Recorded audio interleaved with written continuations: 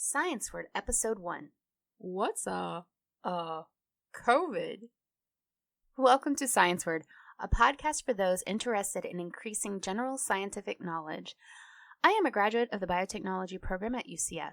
I teach chemistry. I love science, and my name is Regina G. Today we are talking about viruses, one of my favorite subjects, and especially what we can do to protect ourselves and each other from novel coronavirus 2019. I'm going to be honest with you. This is the first podcast episode ever that I'm going to release. I have recorded others, but this one is actually going to make it to 2 people. I'm both excited and nervous, so I hope you'll bear with me. I have tended to be a little stiff up till now, so let's see what happens. Today is March 18th, 2020, and yesterday Nature.com announced that a group in Seattle began phase 1 clinical trials of a new vaccine for the novel coronavirus 2019. So what is COVID? COVID is coronavirus disease 2019. The disease-causing agent is SARS-CoV-2, or as it was informally known, 2019 nCoV. Diseases have a causative agent, and then the symptoms. And so there are 2 different things going on here. So we have the disease-causing agent, which is the actual virus, and then we have the name of the disease. So it's coronavirus disease 2019. The coronavirus is part of a larger class of viruses, and they're called coronavirus. We see them often already in our, yearly common colds. We don't normally test for them because the outcomes are usually okay. Most people survive them. And they pass within just a few days, about a week. You might miss a day or 2 of work, but then you're back to normal. And so, we don't really test for them. But most common colds are caused by rhinovirus. Yet, a lot of people are saying, but we have coronavirus already. It's on my Lysol can. Okay, but this one is different. It's different because it has a mutation. And because of that mutation, the human body has never seen it before. The immune system doesn't know what it is, and it doesn't know how to respond. So it's going to take time for us to build up that immunity. And until then, it's going to wreak a lot of havoc. So we do need to err on the side of caution and try to protect ourselves and each other as much as possible. But what are viruses? Well, viruses are cellular hijackers. Because of their very efficient communication strategy of carrying only what they need to, they're required to hijack cellular machinery for their resources. So I like to call them a stripped down version of life. They need to borrow from us to get resources of energy and metabolism and to be able to reproduce. So those are the hallmarks of life, but because they don't have that machinery, they can't perform those functions, so they must get it from somewhere else, and that's from the host. So on the surface of the novel coronavirus are little spikes. And it's really spiky all over, and that's where we get that term corona, because it looks like a crown. So the spike molecule on the surface of the virus shakes hands with a cell surface marker on the host cell called angiotensin converting enzyme 2. Or you can just say ACE2 because that's a mouthful. And it begins the change in conformation. So conformation just refers to the shape. It changes the conformation of both the spike molecule and the ACE2 receptor. And that allows the virus particle to enter the cell. Or rather, it's RNA, because it's an RNA virus, which is I'm sure you know nucleic acids, but it's the particular one that carries the coronavirus's genetic information into the cell. Cell surface markers are how your body knows the difference between cells. So, for example, if you have type A blood, you have the type A marker on your red blood cells. If you are type B, you have the B marker on your red blood cells. If you don't have either one, then you have type O blood. So, like cell markers, receptors are how your immune system can tell the difference between self or non-self cells, proteins or molecules. So it identifies anything that is foreign to it. within the human body, there is an enzyme called furin present in many body systems. And it appears that it binds to the spike molecule on the surface of the novel coronavirus 2019 and either activates it or increases its activity. So if it activates it, that's actually good news because we could target furin and wipe out any infection whatsoever. But if it only increases its activity, then you still will have some effects of the coronavirus. If you have any training at all, you can see the value in this knowledge. Knowing that this molecule and this receptor are involved give us potential targets for therapies to mitigate the damage that the novel coronavirus 2019 does. But back to the immune system. Once the immune system decides that the virus is not self, it immediately begins deploying various molecules and white blood cells to begin fighting against it. So remember those old movies about Osmosis Jones and the other movies that show us how the immune system works to some degree. So, we've got our little white blood cell soldiers, and they are going to go fight against this invader. Now, we can learn some lessons from history. Most of us remember or have heard about the influenza outbreak of 1918, also called the Spanish flu, and it taught us a lot about pandemics. There were 3 waves of this pandemic. The first wave passed without significant loss of life. You know, the bookend age groups were affected mostly, the very young and the very old. But the second wave is what devastated the most people and surprised doctors and researchers and were like, what is going on? Why is it killing so many people? It created what's called the W curve. So it not only went after the very young and the very old, but it also got a group in the middle, teenagers and young adults aged 15 to 34, and they had an unusually high death rate for this. But the reason for this unusual effect was not because they had diminished immune capacity. On the contrary, it was their highly functioning immune systems that resulted in the catastrophic result of collateral damage. This is because in certain cases, when you have an extremely bad bug, your immune system over-responds and creates what's called a cytokine storm. Cytokines are immune system molecules that carry the signal that the immune system needs to respond.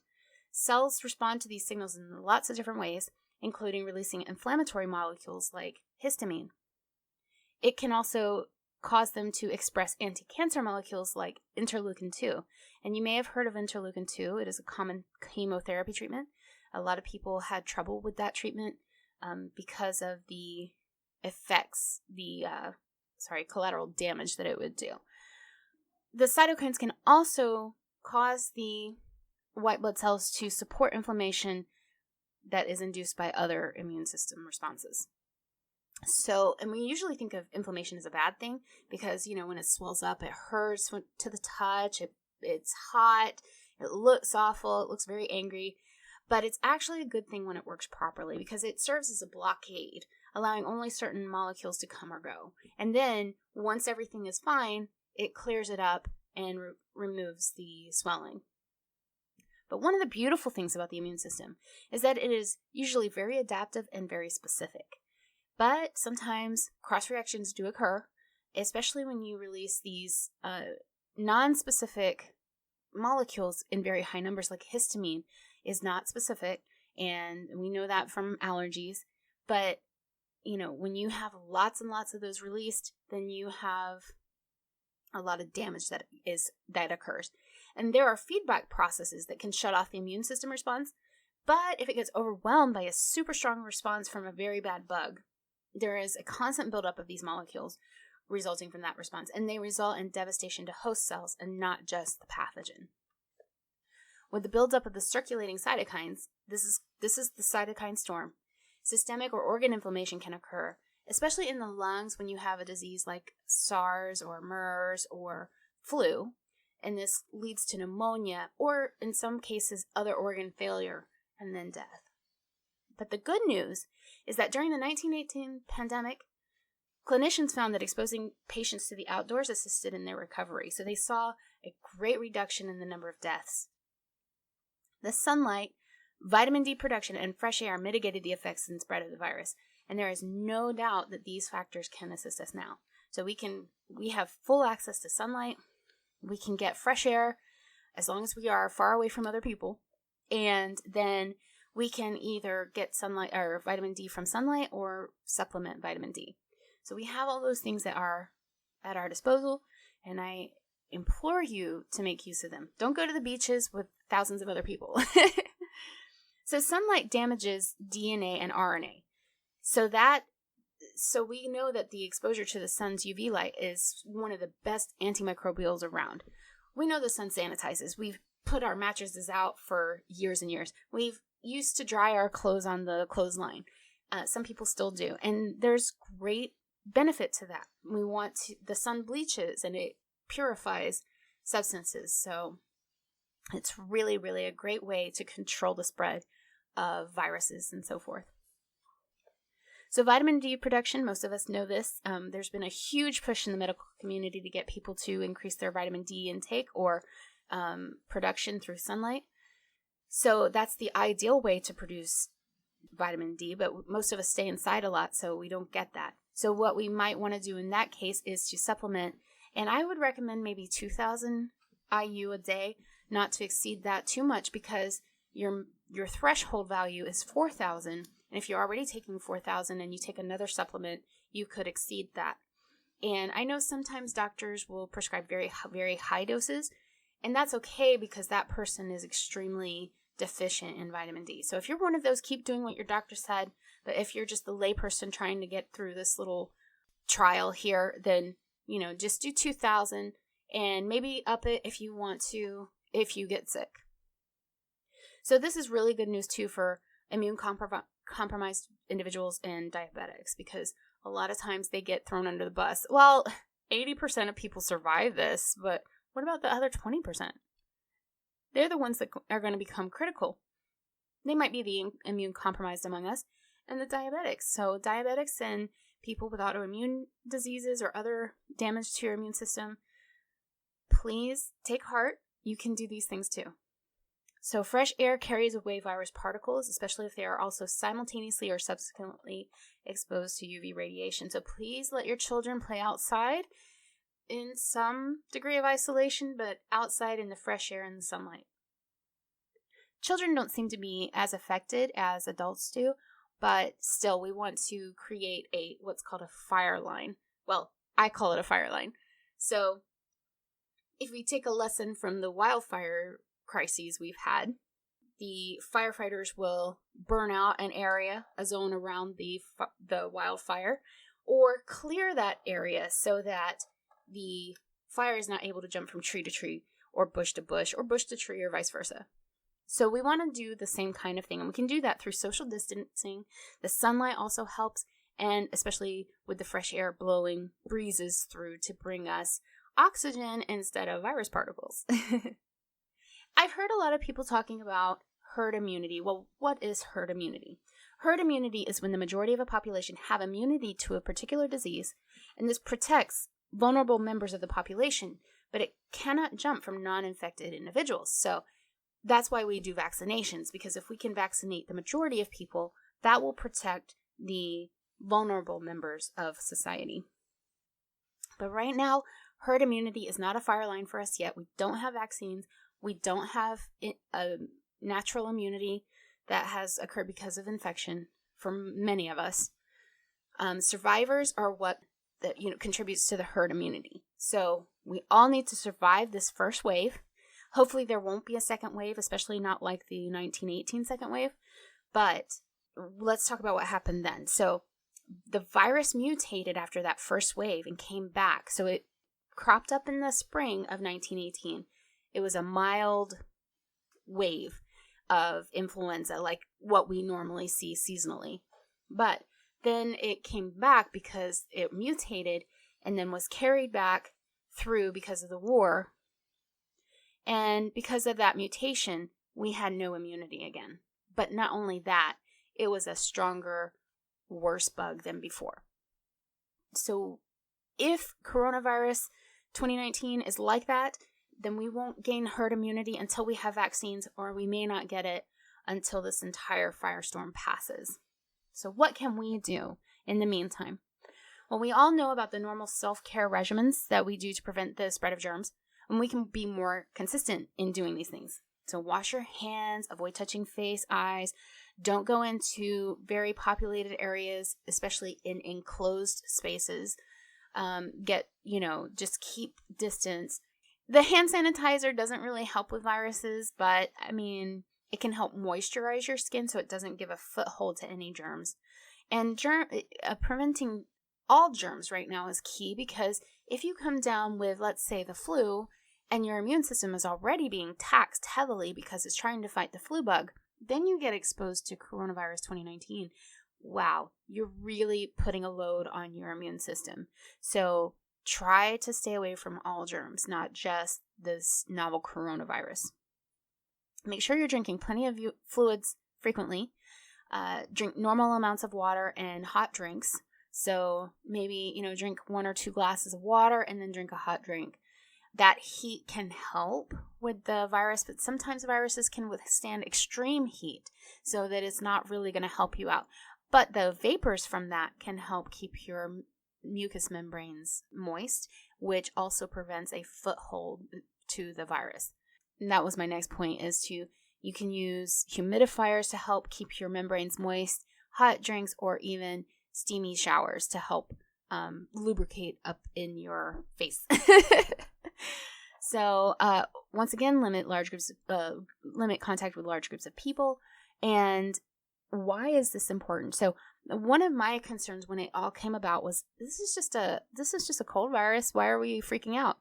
But really, this can be devastating to many, many people. So we want to be sure that we create those fire lines and protect as many people as possible.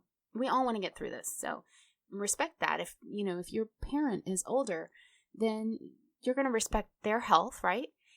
Respect somebody else's parent's health as well. So in the whole of the United States, though, we do not have enough medicine equipment or trained medical professionals to provide for an influx of hundreds of thousands of critical people. So no doubt you've already heard about the flattening of the curve. Well, this is analogous to the difference between a gentle flowing stream and a tsunami. Or, if we want to use the wildfire analogy, a raging wildfire with plenty of dry kindling versus a campfire in a fire pit. We can easily put that campfire if we need to, right? We could do a bucket brigade if it kind of gets out of control. But we can't do a bucket brigade with a wildfire. We don't want to overwhelm our healthcare system by coming in all at once, and that is the real fear right now. It's not, hey, this is going to wipe out 100 million people worldwide. This is going to affect a smaller group of people, but we also want to be able to treat those people when they do come into the hospitals. So we want to have the equipment available, the personnel available, the medicines available for those people. And if we all come in at once, then we'll overwhelm them and they won't be able to treat everyone. So please stay home, even if you have mild symptoms or you have been exposed to some illness. Take care of yourself and your family members and your friends. Your neighbors, check on them. Do they have enough toilet paper? Can they get through with the amount of toilet paper they have? So remember to cover your coughs and sneezes. I think it's a little kiddish to say cough into your wing, but hey, it helps people remember. Remember that masks won't help prevent you getting sick if you're wearing the mask, but they can kind of shield the trajectory of the virus particles, or if you have flu or another cold that you're fighting, or even if you have sinus infections. Some sinus infections are communicable, so be careful with that. But yeah, that's the big thing with masks and covering your mouth. It doesn't have to be a mask. So anything that you can do, you will reduce the flight distance of virus particles. So somebody across the room may not get what you have if you cough into your elbow or cover your face. Remember, too, that you can try to get enough protein to boost your immune system. Most women do not get enough protein. Some men also do not if they run or work out heavily. Make sure to increase your protein intake not to exceed 30% of your daily nutrients, like your carbohydrates and your fats, because beyond 30% you start to put a load on your kidneys. So if you have some sort of susceptibility with your kidneys, make sure that you augment that advice. Talk to your doctor if you need to. Sources of protein include Greek yogurt, whey and pea protein powder shakes, which you can make nice smoothies out of those. Meats and eggs are obvious sources, but don't forget that beans paired with a carbohydrate can round out your amino acid requirements. So if you eat just beans or you eat just carbohydrate, you will not get the full amount of amino acids that you need. We don't make certain amino acids like lysine, so we have to put those two things together to get plenty of lysine and the other amino acids. We don't have that problem with meat and eggs, but those two things, yes, we do. So nuts and nut butters are really great sources of protein as well, so keep those in mind. And the reason you need protein is because your immune system is mediated by immunoglobulins, which are proteins. And immunoglobulins, their common name is antibodies. So they are proteins, so make sure you are providing the necessary materials for your body to make them. Cellular repair mechanisms are also mediated by proteins, and we have structural parts to our body that require proteins if they need to be replaced or repaired if damaged. And colds damage those things. So we definitely need lots of protein while we're sick. So this brings us to those with pre-existing conditions. If you, if you have a kidney problem, make sure you're talking to your doctor. If you're an autoimmune individual, you may or may not be on immunosuppressant drugs. If you are, then you will want to speak to your doctor about, increasing your protein intake. If you have autoimmunity, your immune system is already being overtaxed. I know I saw a huge ability to fight off colds and things when I started boosting my protein intake, but I